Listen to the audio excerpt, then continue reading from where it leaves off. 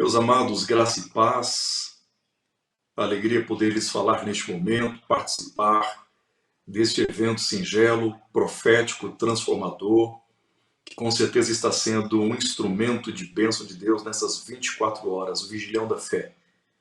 Meu muito obrigado ao querido pastor Eduardo Holanda pelo carinho, pelo convite, de poder com estes servos de Deus que já estiveram e estarão sendo porta-vozes de Deus, trazendo-lhes uma palavra do céu ao vosso coração. Querido irmão Daniel, muito obrigado por todo o apoio, pela logística, muito obrigado por estar nos orientando, de maneira que a gente possa, com essência e também com excelência, estarmos aqui reunidos num só Espírito, numa só fé, para meditarmos na palavra de Deus e nessas 24 horas erigirmos um altar de adoração. Eu desejo com muito carinho pensar convosco neste momento sobre um texto das Escrituras que está registrado no Evangelho de Jesus, escrito por Lucas, no capítulo 3, no verso de número 21 e no verso de número 22. Lucas, capítulo 3, verso 21 e 22. A minha oração mais profunda é que o doce Espírito Santo fale poderosamente com você que está aí conectado neste momento, com você que vai assistir talvez esse vídeo posteriormente. Eu acho interessante que apesar de estarmos ao vivo, ele fica gravado, mas a essência, o poder da palavra não é perdido. A palavra tem o poder de operar agora e qualquer outra pessoa que vier assistir esse vídeo depois vai ser tocado da mesma forma. A palavra nos garante que ela não volta atrás vazia, mas ela realiza aquilo para qual foi enviada. Lucas capítulo 1, verso 21, verso 22, está escrito assim: E aconteceu que, como todo o povo batizava, sendo batizado também Jesus, orando ele, o céu se abriu, o Espírito Santo desceu sobre ele em forma corpórea como pomba, e ouviu-se uma voz do céu que dizia: Este é o meu Filho amado, em quem eu me comprazo.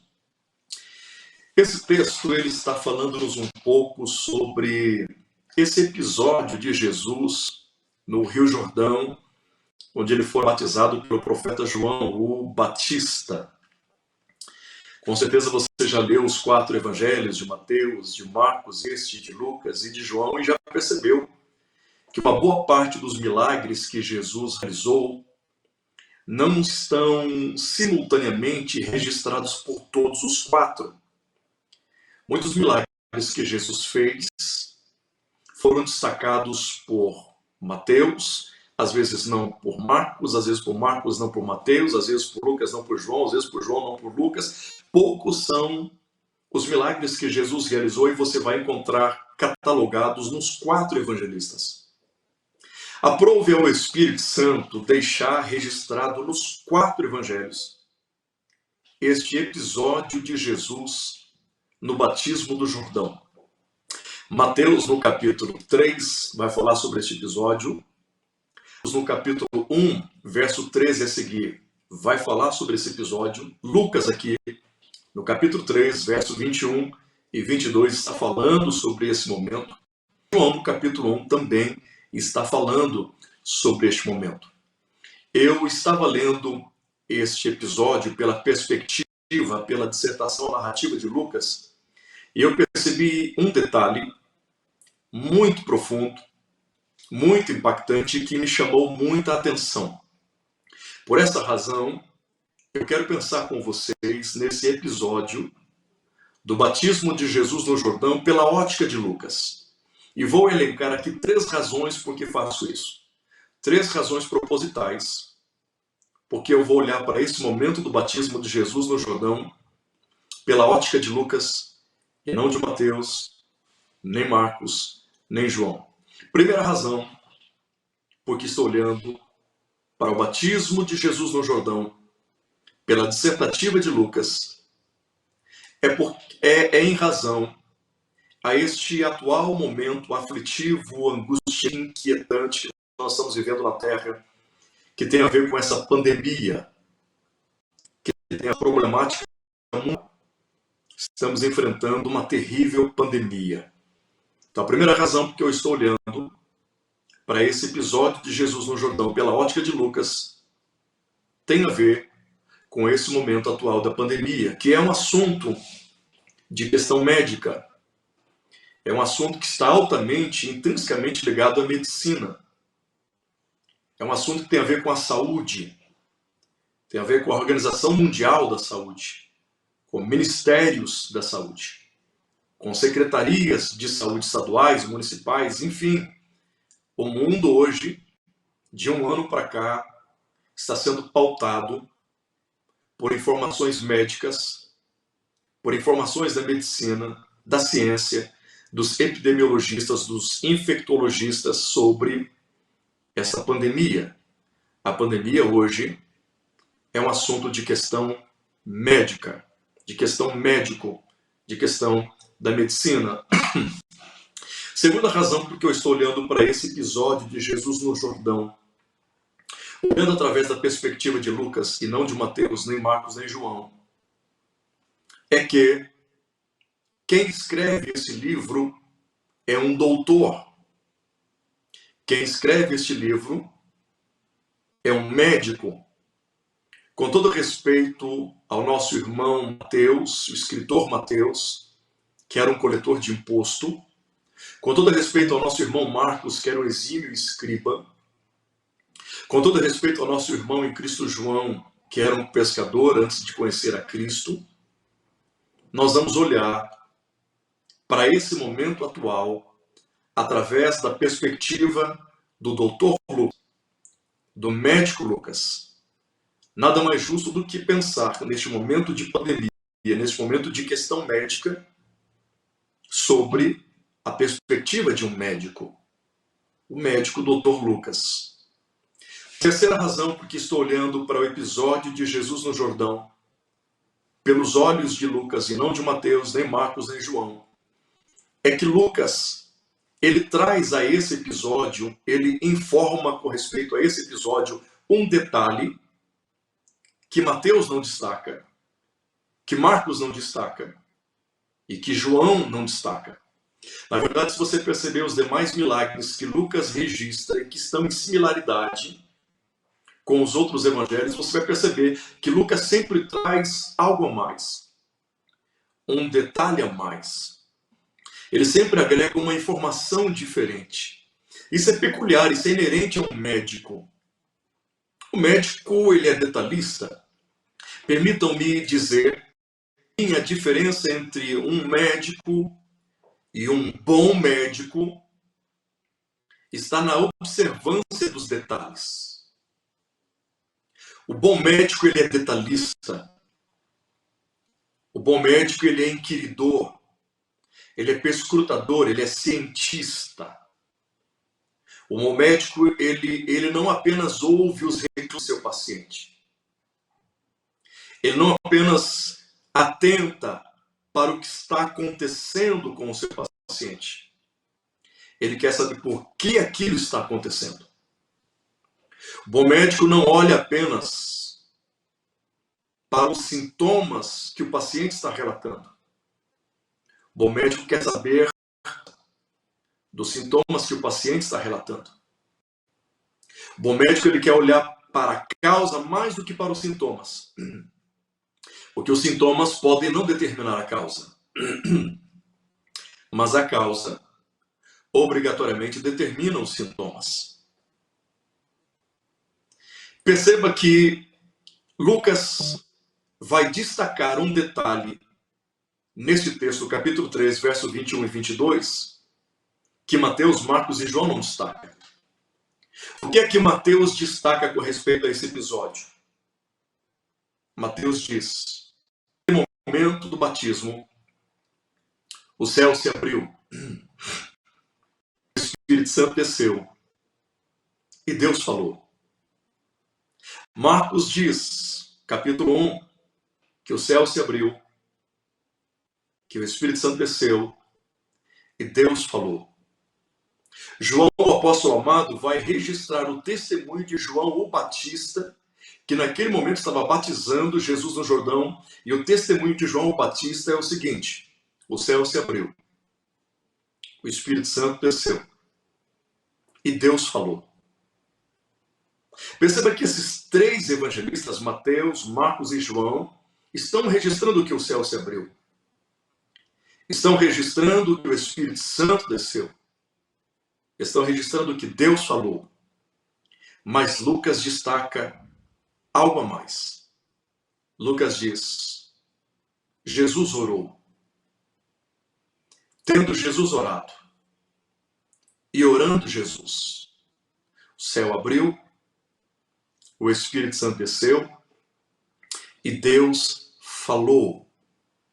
Mateus, Marcos e João, o céu se abriram, o céu se abriu, o Espírito Santo desceu, Deus falou. Esses três evangelistas estão narrando as consequências do que aconteceu no Jordão, a consequência daquele episódio, a consequência do que aconteceu no batismo. Lucas está registrando a causa. Jesus orou. É como se Lucas quisesse, nas entrelinhas, nos revelar o seguinte: porque Jesus orou, o céu se abriu, o Espírito Santo desceu, e Deus falou. Lucas está tentando nos levar a entender o seguinte: se Jesus não ora, o céu não se abriria, o Espírito Santo não desceria, e Deus não teria falado, mas porque Jesus orou, o céu se abriu, o Espírito Santo desceu, e Deus falou. Olha que detalhe incrível que Lucas está destacando, que não foi capturado nem por Mateus, nem Marcos, nem João. E Jesus orou. O céu se abriu. O Espírito Santo desceu. E Deus falou. Este não é apenas um detalhe elencado por Lucas no batismo de Jesus no Jordão, como é um detalhe que permeia todo o ministério de Jesus narrado pelos cristas. É impossível você ler Mateus, Marcos, Lucas e João e não perceber o quanto Jesus dava importância para a oração. Lendo os quatro evangelistas, Mateus, Marcos, Lucas e João, você vai perceber que não tem como desassociar a vida de Jesus na terra sem oração. Não tem como separar ministério de Jesus e oração. Logo, a gente conclui que Jesus só tinha ministério porque tinha uma vida de oração. Sem uma vida de oração, é impossível ter ministério. É impossível representarmos Deus na terra.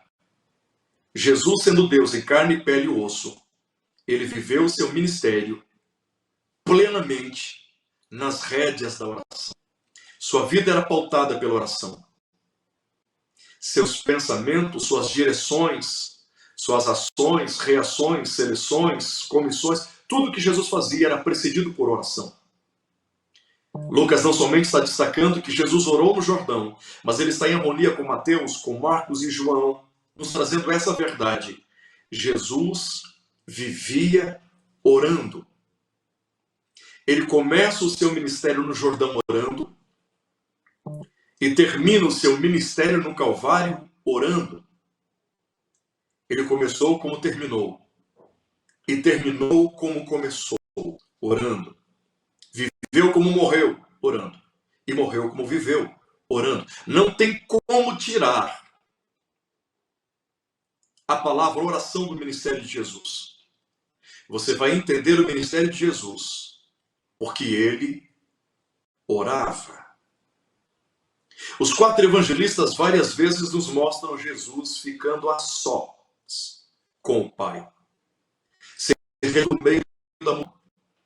Se retirando dentre as multidões. Se retirando do meio dos discípulos. Deixando 9 dos 12 ficando apenas com. Várias vezes você vai perceber Jesus orando. Orando de manhã, orando à tarde, orando à noite, orando de madrugada.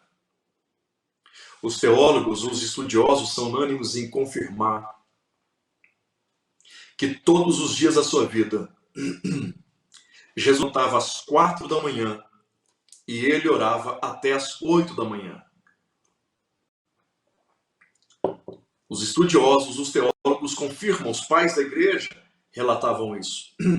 Orígenes, Eusébio, Agostinho de Hipona testificavam que a disciplina espiritual de Jesus se estabelecia através de uma vida de oração, levantando-se às 4 da manhã, todos os dias, e orando até às 8 da manhã. Spurgeon disse uma coisa interessante. Spurgeon diz: se você não quiser encontrar-se com o diabo durante o dia, encontre-se com Cristo no seu quarto pela manhã. Jesus todos os dias orava das 4 às 8 e durante o dia, diante das suas muitas demandas, inúmeras responsabilidades, atividades, viagens, deslocamentos, realizações ministeriais, pregações, ensinos, milagres, curas, prodígios, sinais, maravilhas, Jesus orava intercalando diante da sua agenda, do seu cronograma diário. Jesus orava. Esse é um destaque implícito percebido por Lucas no batismo do Jordão. E é um destaque explícito percebido pelos 4 evangelistas.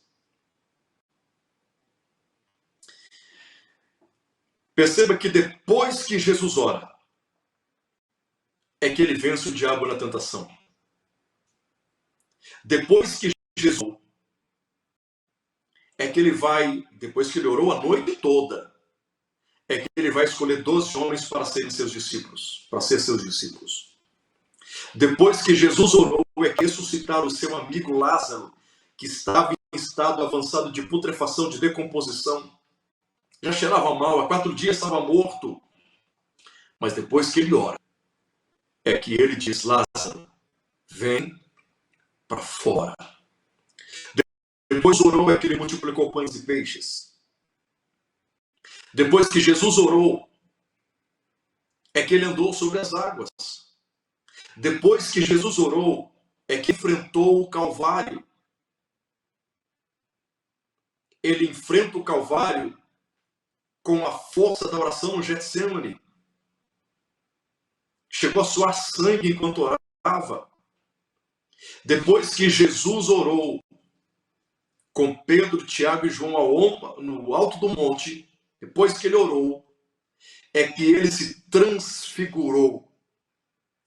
Suas vestes ficaram resplandecentes. Seu rosto ficou como o sol do meio-dia na força da sua luz. Depois que ele orou, é que os discípulos conseguiram ter uma visão, touchscreen do céu na terra. Tiveram a visão de Moisés e Elias falando com ele sobre a sua morte. Depois que Jesus orou. Existe tem um texto de Mateus, no capítulo 14, muito interessante, muito intrigante, muito profundo, muito revelador.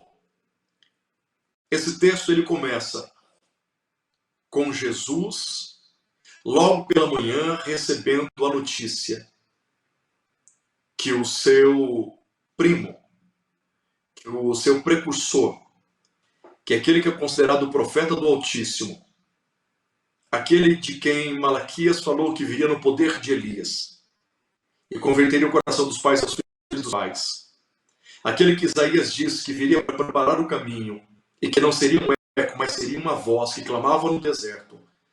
A Bíblia diz que logo pela manhã, em Mateus capítulo 14, Jesus recebe a triste notícia que o profeta João, o Batista, o que baptizava, o que mergulhava, o que submergia, o que emergia as pessoas nas águas, o que batizou Jesus no Jordão. Esse João, por ordem de Herodes, foi decapitado, foi morto. Essa é a notícia que Jesus recebe no início do seu dia, no capítulo 14 de Mateus. O texto nos leva a entender que Jesus procurou ficar sozinho para enfrentar aquele momento de dor, para digerir aquela informação. Ele chorou pelo seu amigo Lázaro. Ele chorou por Jerusalém. Diz o texto que ele quis ficar sozinho. Jesus sentiu o impacto daquilo. João Batista foi decapitado. Ali de fato startava, acelerava agora. Os ponteiros do relógio começavam a trabalhar de maneira rápida para ele cumprir a sua obra na cruz. Ele tenta ficar sozinho. Mas a multidão, sabendo que ele estava ali, foi para onde Jesus estava. E, como ovelhas sem pastor, denota-se que o desejo deles era ouvir Jesus. Era ser pastoreado pelas palavras de Jesus. Era ser curado pelo pastor Jesus. Então, a multidão ouviu Jesus ensinar. Jesus esqueceu-se da sua dor, deixou de lado a sua angústia, aquele momento de perplexidade, e ele se preocupou com o mundo. Ele teve compaixão da multidão. E ele começou a pregar para a multidão. E ele ensinou a multidão. Eu acho interessante que Jesus, ensinando a multidão,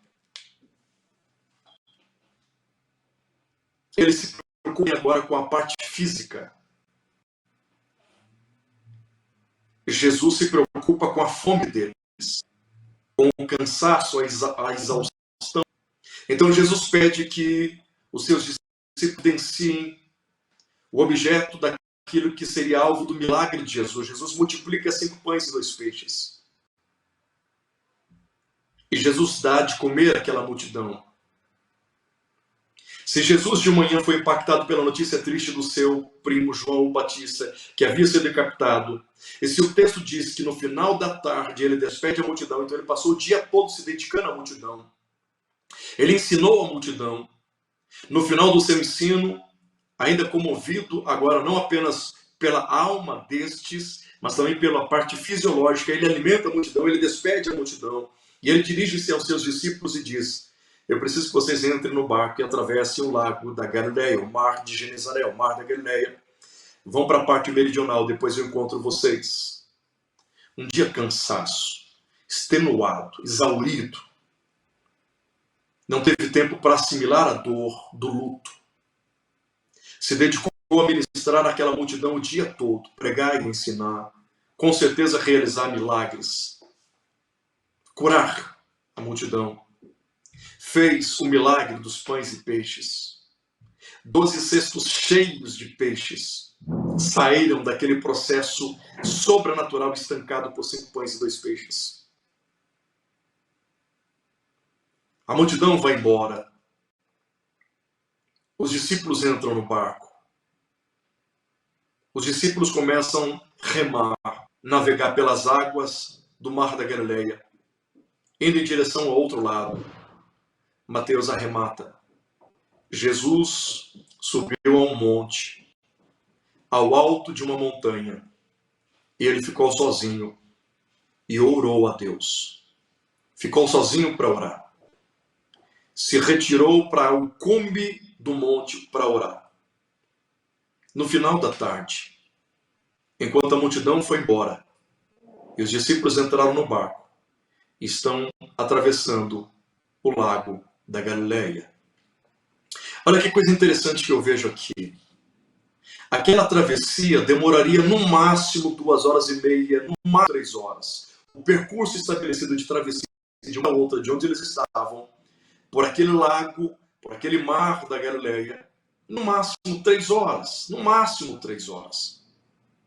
Jesus despediu a multidão, Jesus os ordenou para que entrassem no barco e atravessassem para o outro lado no fim da tarde.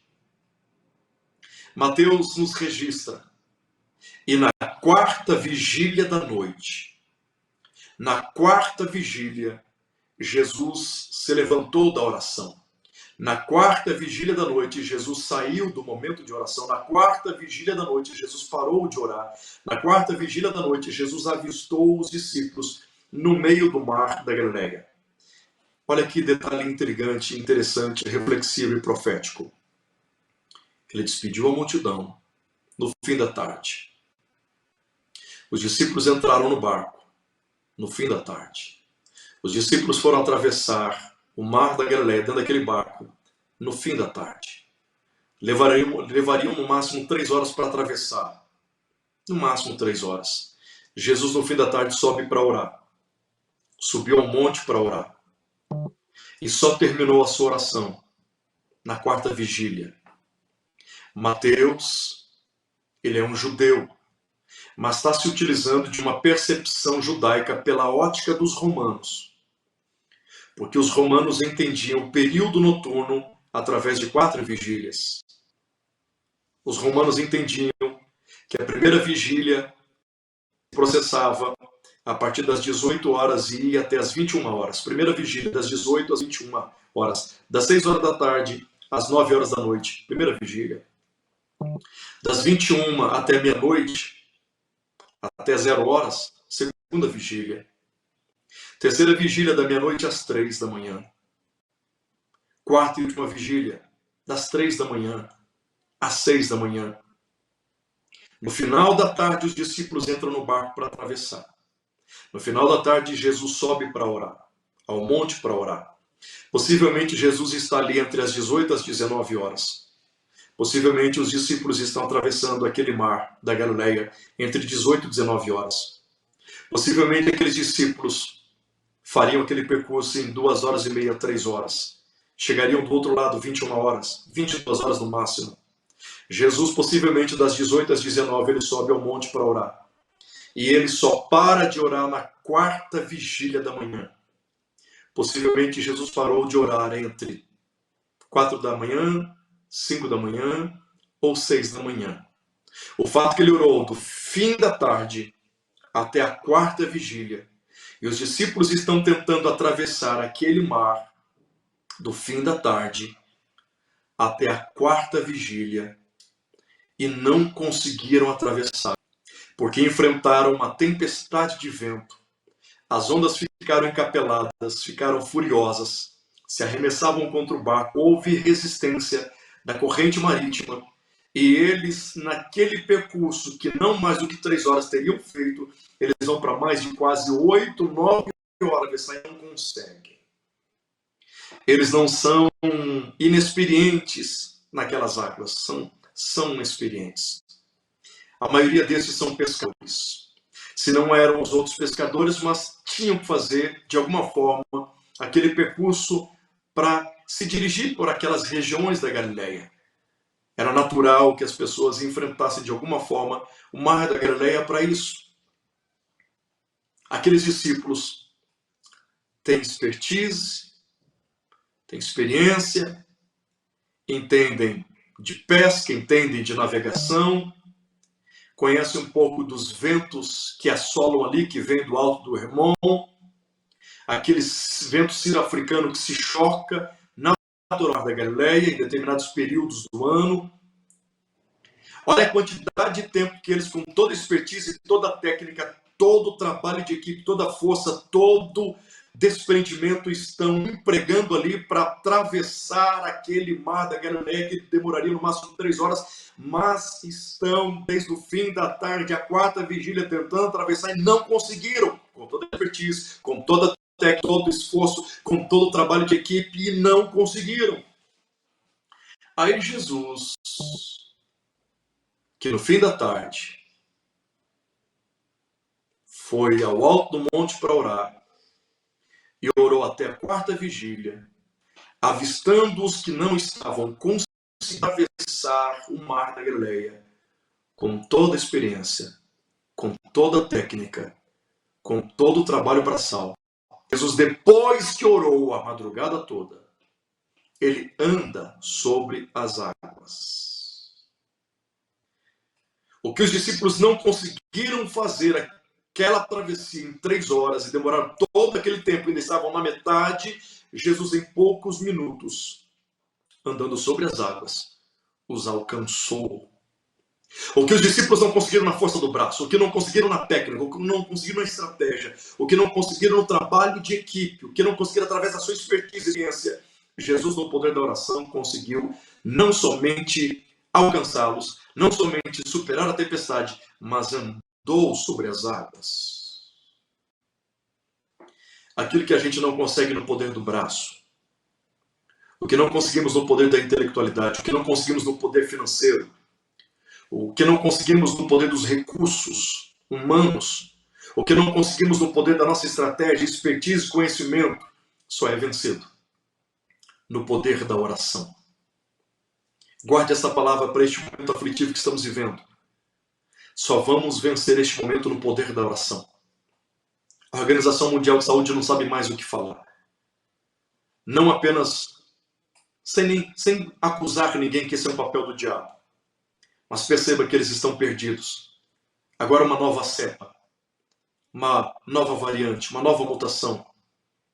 Quantas informações desencontradas, deslocadas. Por quê? Porque tem coisas, tem momentos, tem situações, circunstâncias, tem tempestades que não são vencidas pela nossa experiência de navegação. Tem circunstâncias adversas que só podem ser vencidas no poder da oração. Na boca no pó, no joelho no chão. Nós somos quase 55 milhões de evangélicos no Brasil. Somos quase 2 bilhões e pouco de cristãos no mundo. Se nós colocássemos a boca no pó, joelho no chão, e orássemos ao Senhor, trazendo o céu à terra. O que 2 ou 3 concordar na terra será ligado no céu. A lei da concordância traz o sobrenatural para a terra. Onde 2 ou 3 estiverem reunidos em meu nome, ali estarei presente. Onde Jesus se fez presente, milagres, maravilhas, prodígios aconteceram. Se nós fizermos o que Jeremias nos aconselha, clamar ao Senhor, pode ter certeza que Ele vai nos anunciar coisas que nós não sabemos e nunca vimos. Aquilo que os olhos não viram, ouvidos não ouviram, subiu o coração dos que amam a Deus. Essas coisas acontecem quando nós buscamos a Deus. Se o meu povo, que se chama pelo meu nome, se humilhar, orar, confessar os seus pecados, arrepender-se destes, então o Senhor ouvirá do céu, perdoará os pecados e vai sarar a terra. Estes contextos de milagres são precedidos pela oração. Respostas de Deus para Elias, para Eliseu, para Abraão, para Moisés, para Isaac, para todos estes foram precedidos por oração. Todos os milagres de Jesus foram precedidos por oração. Aquilo que nós já ouvimos desde criança, desde a escola dominical, desde o nosso processo discipulado, em vários cultos sendo pregados, é uma máxima. E não é apenas um chavão, um jargão, é uma realidade. A oração move o céu. A oração move a mão de Deus. Gente, se coloca no lugar desses discípulos. Eles chegaram ao seguinte entendimento. Jesus ora e algo acontece. Eles chegaram ao seguinte entendimento. Mateus, Bartolomeu, Filipe, Natanael, Tiago, João, vem cá. Já perceberam que todas as vezes que Jesus ora, o sobrenatural se manifesta? Lázaro estava fedendo, gente. Putrefato, decomposto, cheirando mal. O cheiro traspassava a pedra que envolvia o sepulcro, o túmulo, a sepultura. O cheiro da carniça podre. E eles, depois que ele orou, ele disse Lázaro. E teve que dizer Lázaro.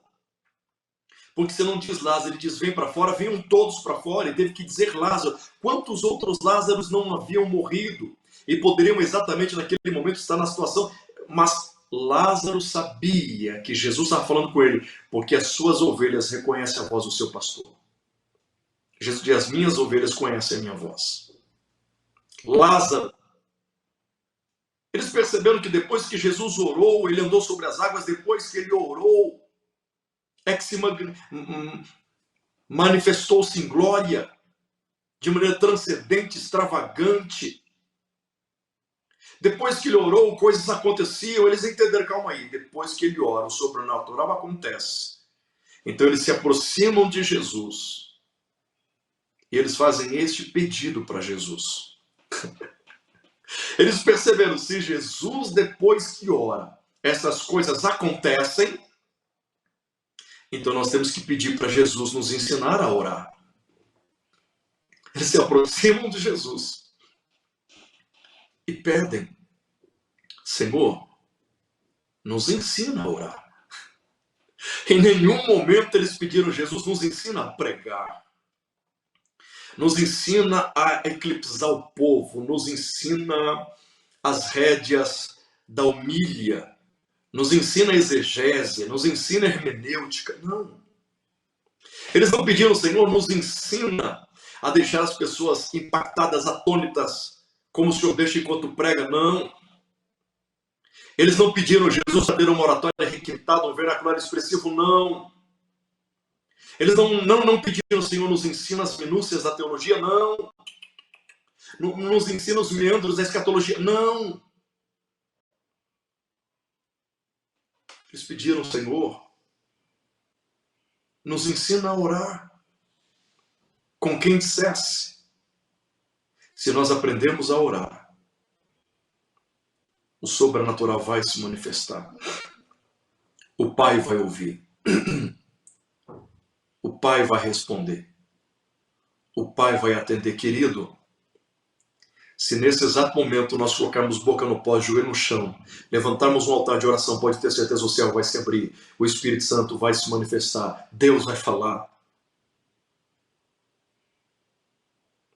Eu vejo na Bíblia toda, queridos, o diabo se utilizando de algumas verdades espirituais para tentar nos enganar, para tentar nos ludibriar. Ele é o príncipe da sedução, ele é o pai da mentira, ele é o enganador. Eu acho interessante quando nós olhamos para a Bíblia Sagrada, já começando no Éden, no livro da criação, no livro do Gênesis, o diabo ele vai se utilizar de uma serpente que era o animal mais astuto de todos. Ele não entrou num outro, ele entrou no que era o mais astuto.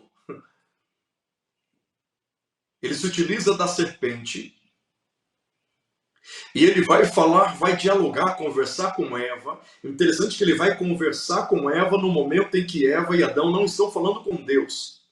Porque na viração do dia, Gênesis capítulo 3, verso 8, todos os dias Deus vinha falar com Adão e Eva. Mas naquele momento, Adão e Eva não estão falando com Deus. Eva não está falando com Deus. E não acho que Eva falou com a serpente sozinha, porque diz a Bíblia que após ela conversar com Eva, deu fruto a Adão. Adão estava do lado ouvindo tudo, ouvindo toda a conversa. A serpente falou com Adão e Eva no momento em que eles não estavam conversando com Deus, ouvindo Deus, falando com Deus. É nesse momento que Adão e Eva não estão falando com Deus. O que é oração? Oração é falar com Deus, oração é ouvir a Deus. É ouvir Deus e Deus nos ouvir. Oração não é um monólogo, oração não é uma reza, oração é falar com Deus. Perceba que no momento em que Adão e Eva não estavam falando com Deus, é que eles ouviram a voz da serpente e conversaram com a serpente.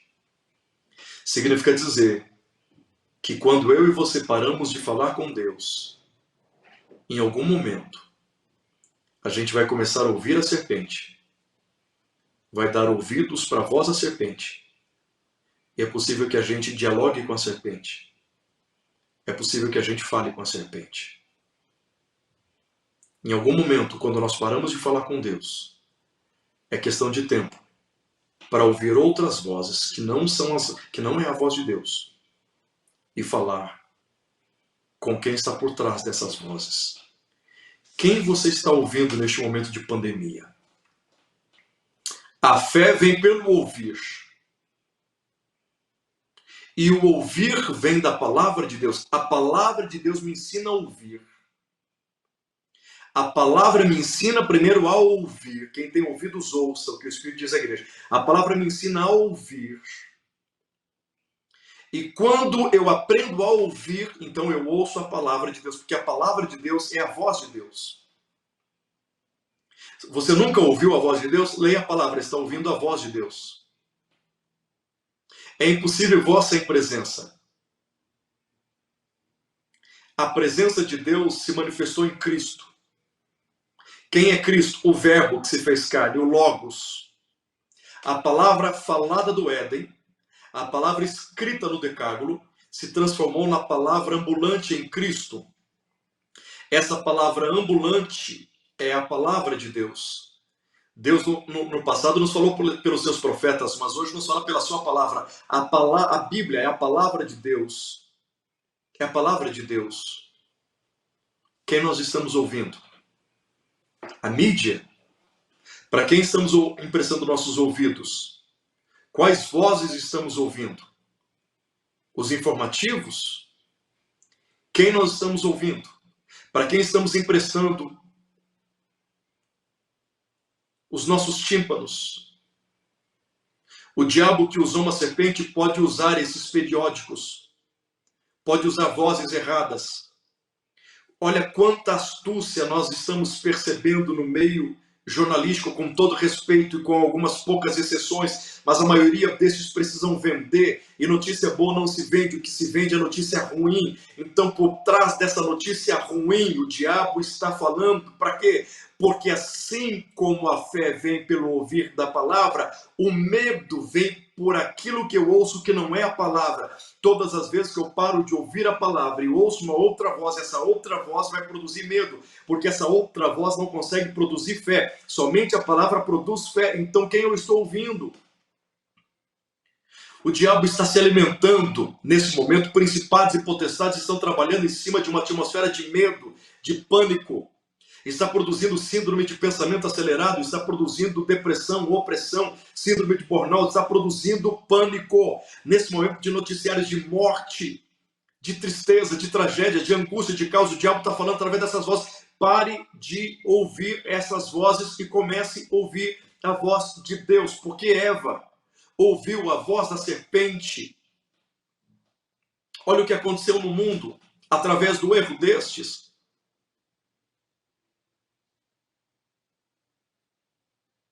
Deus está ministrando ao nosso coração neste momento. Deus está ministrando ao nosso coração neste momento. O diabo tentou Eva com o que Deus disse. O diabo usou o que Deus disse para confundi-los, para enganá-los, para distorcer. Na tentação do deserto, o diabo vai usar o que está escrito. O que está escrito. No Éden, usou o que Deus disse. No deserto, na tentação com Jesus, usou a palavra para tentar Jesus. Ele usou uma menina em Filipos para profetizar. O diabo usou uma menina para profetizar. A menina endemoniada profetizou. Chegaram entre nós os servos do Deus Altíssimo. Você vê diabo na Bíblia usando o que Deus fala, usando a palavra de Deus, usando alguém para profetizar. Eu já vi pessoas possessas falando em línguas estranhas. Eu já vi pessoas endemoniadas cantando em cânticos espirituais, entre aspas. A Bíblia diz que o anticristo vai ser um homem. Eu creio que ele é um homem. Eu creio que ele é um homem. Eu percebo como um homem. Esse homem vai operar milagres, entre aspas, maravilhas, sinais, prodígios. Vai confundir, enganar a muitos. É um homem personificando o diabo, cheio do diabo, operando maravilhas. Ele com Eva usa o que Deus diz, com Jesus usou a Torá. Usou uma menina em Filipos para profetizar. Ele vai usar o anticristo para realizar prodígios. Tem o poder de se transformar em anjo de luz. Olha quantas peripécias espirituais o diabo pode realizar, o diabo pode fazer, ele pode pregar, ele pode cantar, pode falar em línguas, pode profetizar.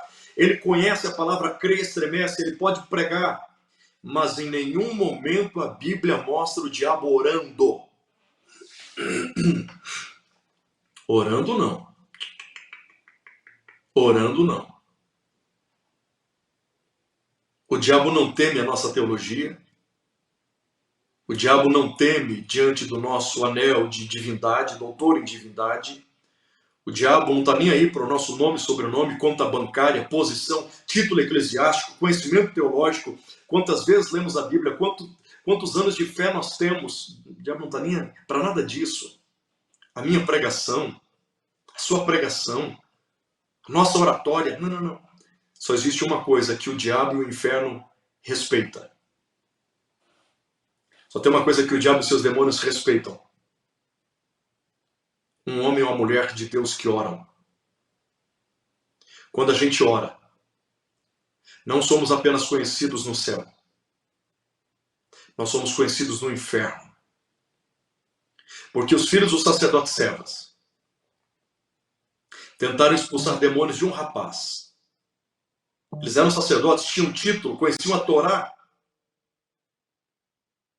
Sabiam o que é liturgia? Eles foram tentar expulsar demônios de um rapaz em nome de Paulo, em nome de Jesus.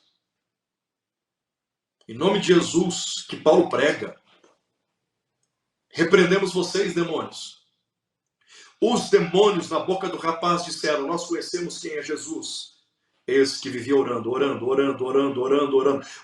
no Jordão, orava de dia, tarde, noite, madrugada, orava. Conhecemos, sabemos quem é Paulo. Quem é Paulo? O homem que chegou a dizer: se vocês não conseguem olhar para Jesus, olhem para mim que estão vendo ele. Quem é Paulo? É aquele que em todas as suas epístolas está incentivando-nos a orar sem cessar. Orar no Espírito, orar em todo o tempo, orar e vigiar, orar. Eu me ponho de joelhos, eu oro por vós, eu clamo, eu suplico, eu rogo. Os demônios sabiam que Jesus orava. Os demônios sabiam que Paulo orava. Os demônios estão dizendo na boca daquele rapaz: se Jesus e Paulo estivessem aqui, nós sairíamos. Nós respeitamos quem ora. Nós não podemos contra quem ora. Agora, quem são vocês com quem dissesse? Vocês não oram. Vocês não têm relacionamento com o céu. Os demônios na vida do rapaz, um rapaz cheio de demônios, espancaram os filhos dos sacerdotes Cefas. Espancaram eles e os deixaram nus e espancados. Nus. Lembra da igreja de Laodiceia? Cegos, miseráveis e nus. Nus porque Jesus está batendo na porta, querendo entrar. O pessoal dentro da igreja dizendo que serve a Jesus, que canta, que prega, que louva, que oferta, que dizima. Mas não tinham comunhão com Jesus, tanto que Jesus está batendo na porta pedindo para entrar, para ter relacionamento com eles. Mateus capítulo 7, verso 21, Jesus diz: e naquele dia muitos dirão em meu nome, muitos dirão: Senhor, Senhor. Vão tentar adentrar pelos portões celestiais, mas não vão entrar. E vão tentar entrar dizendo: Jesus, mas pregamos em teu nome, curamos em teu nome, realizamos milagres em teu nome, expulsamos demônios em teu nome. Jesus vai dizer: vocês usaram o meu nome, mas não tinham relacionamento comigo. Ficaram fora dos portões celestiais. Jesus vai dizer: apartai-vos de mim para o fogo eterno. Pregavam, expulsavam demônios, realizavam milagres. Quem é que não quer sobre o púlpito de suas igrejas alguém que prega, que expulsa demônios e que cura, realiza milagres? Quem é que não quer? Igrejas se enchem com pessoas assim, ficam lotados, templos abarrotados com pessoas do lado de fora, filas para entrar, para ver alguém que é usado para curar. Mas Jesus vai dizer: pregaram, expulsaram demônios, realizaram milagres, mas em nenhum momento eles disseram: nós orávamos. E é por isso que Jesus diz: não lhes conheço. Jesus só conhece quem fala com ele.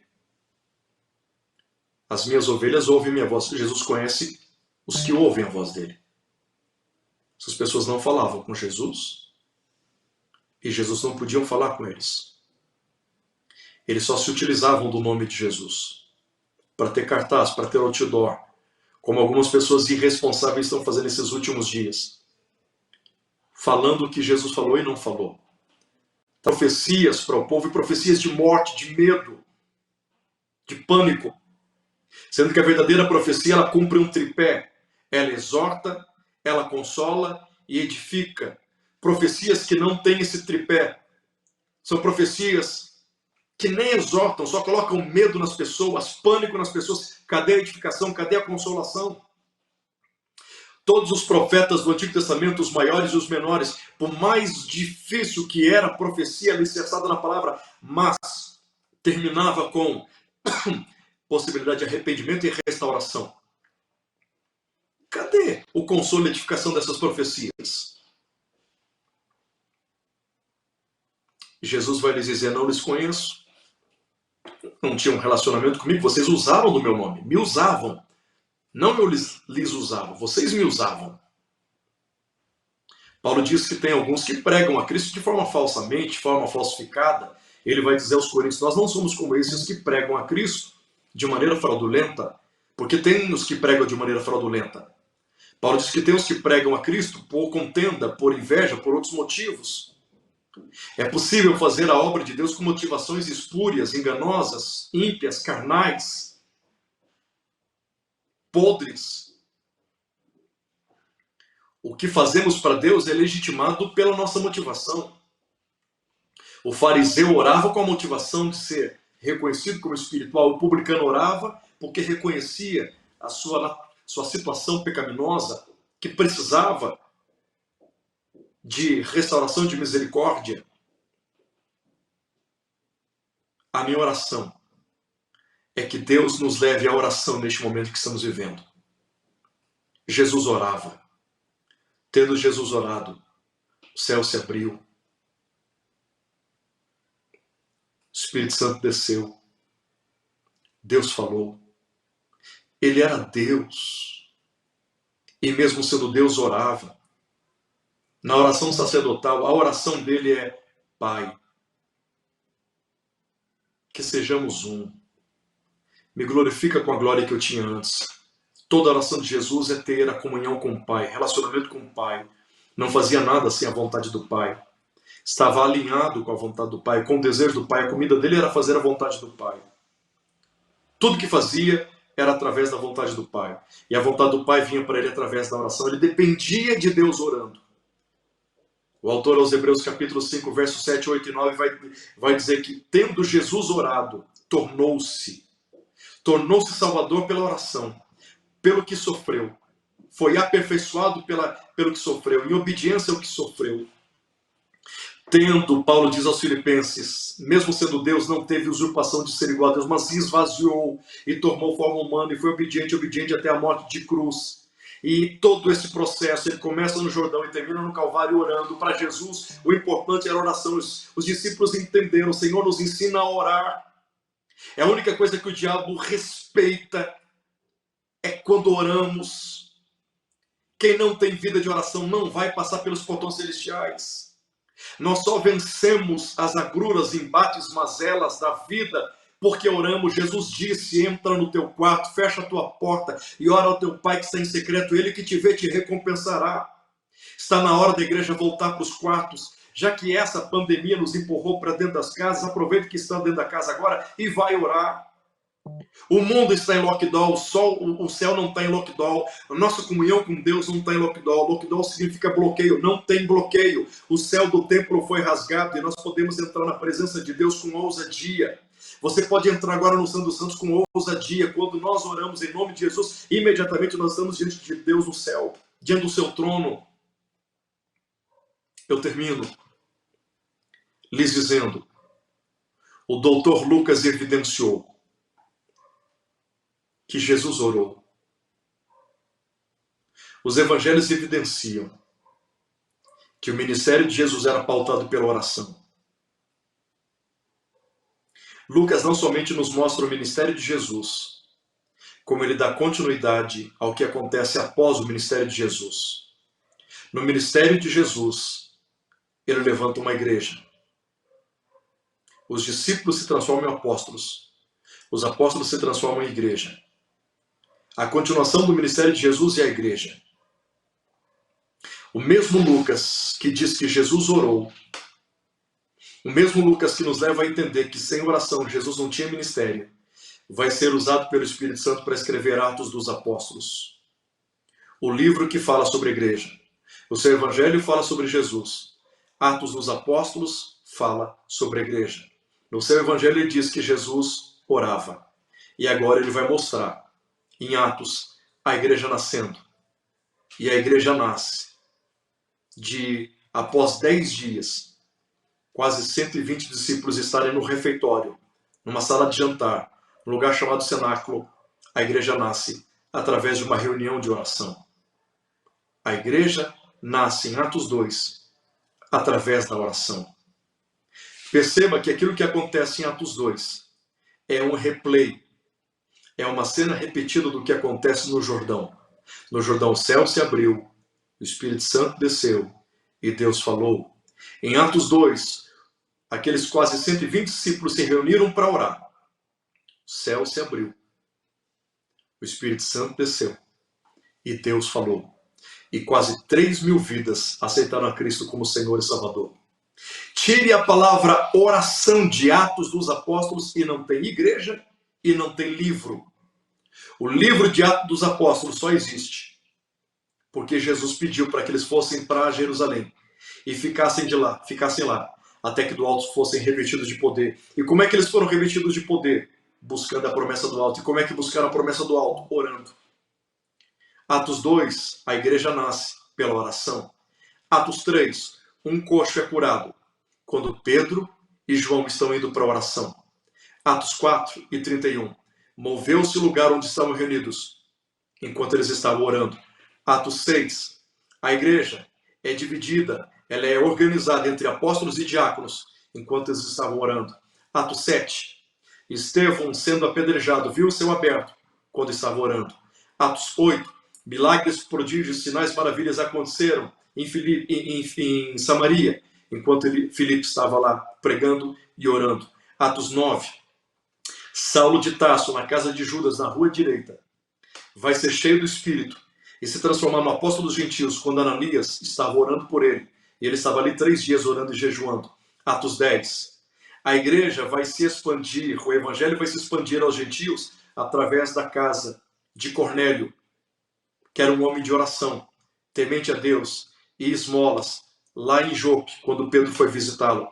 Atos 11, Ágapo, através de um momento de oração, trouxe profecia da fome sobre a face da terra. Atos 12, Pedro só vai ser liberto da igreja.